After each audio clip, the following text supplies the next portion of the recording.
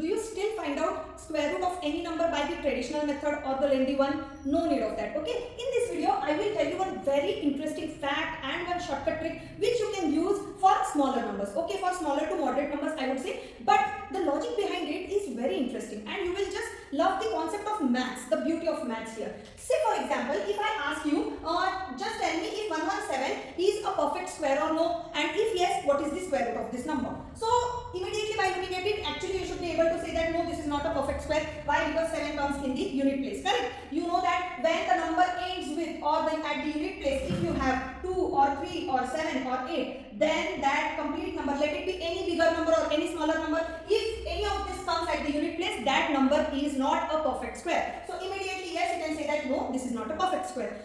Now say for example, I ask you that tell me, we will take a smaller example for better understanding. Okay, that 81, tell me about this number, if this number is perfect square or no, and if yes, what is the square root of this number?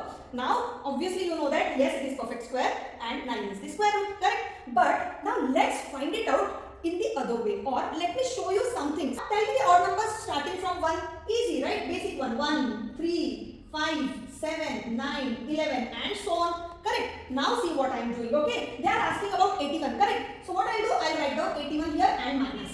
So 81 minus 1 is how much? It is 80. Now what it comes? It comes as 77. Yes. Now 77 minus this 5. 72. This 72 minus 7. 65. Okay. Now 65. So this 65 minus 9. So that is 56. Correct.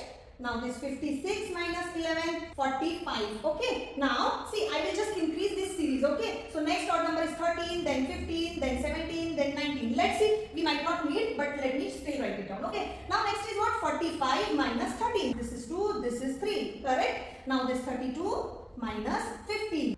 17. Yes. And now this 17 minus 17, that is 0. Okay. As soon as you get 0, you stop at that place. Okay. Or whenever you go in the negative instead of 0, you have to stop at that place. Okay. So when you get 0, that indicates that yes, this number is perfect square. But instead of 0, if you get some negative number, then that is not a perfect square. Okay. You got the 0 here. It means that 81 is a perfect square.